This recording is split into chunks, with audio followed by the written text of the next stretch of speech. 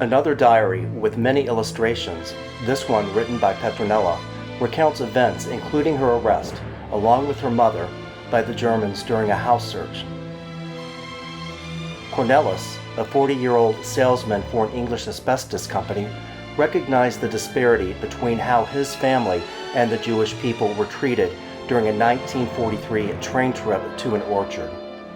The outing was disrupted by a raid in Amsterdam that rounded up more than 2,400 Jews for deportation. In his diary on June 20th, 1943, he wrote, "Many people on the train don't even know what's going on in Amsterdam. The last Jews are being rounded up, herded up together and taken away like cattle, from hearth to home to foreign parts, first to one place, then to another, then finally transported to Poland. Oh, the misery these people must be going through. Separated from their wives and children. They may not be a pleasant people, but they're still human beings. How can the good God allow this?"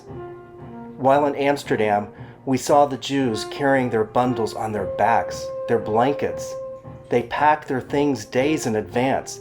Still, how hard their departure must have been, parting from their familiar living rooms, their friends and acquaintances. While we're eating cherries, one basket after another, lazing around, how lovely this place is. Some of the diaries have elaborate illustrations, such as this album from a young girl, Merjik, that accounts the battle in 1944 around her home in Oosterbeek, a Dutch village. Merjik, who now lives in Maastricht, recopied the diary in 1947. It was then filled with drawings by her father.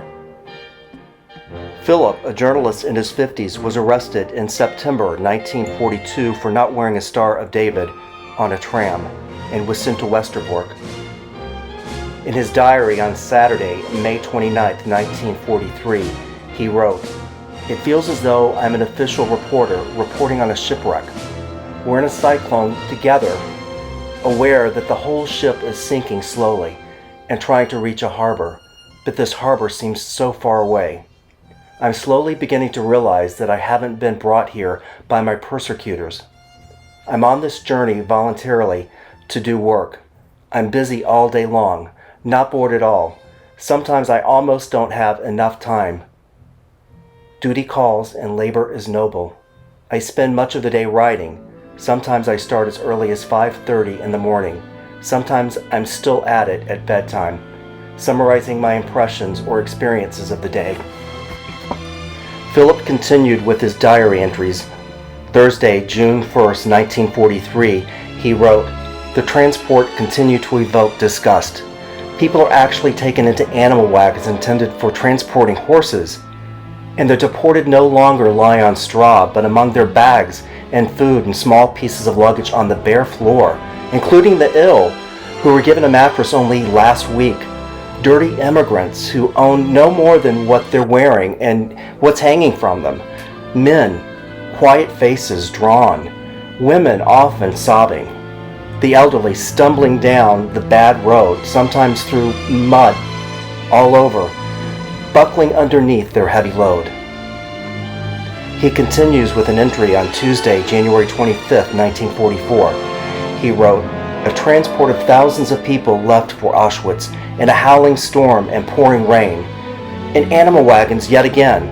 The majority was from the S barracks, 590 people, the rest young men of Aliyah, old men from the hospital, and 31 young, nameless children from the orphanage whose parents were either absent or already sent to Poland.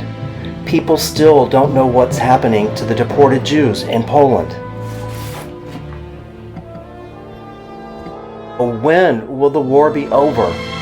When will this misery of the weekly transports come to an end? The women lament, the war is going well, but there's a transport every day. The men saying mockingly, trusting the war will end soon in victory for the Allies. Winter is progressing, and people fear that if there's no decisive battle this winter, the war will drag on into the summer, and there won't be a single Jew left on Dutch soil. Hope alternates with fear. Where are we heading? What is our fate? What is our future? Not all the Dutch diaries were created in Europe. Dick van Englenberg, making use of the available paper, recorded his experiences in an internment camp in the Dutch East Indies on the back of monopoly money.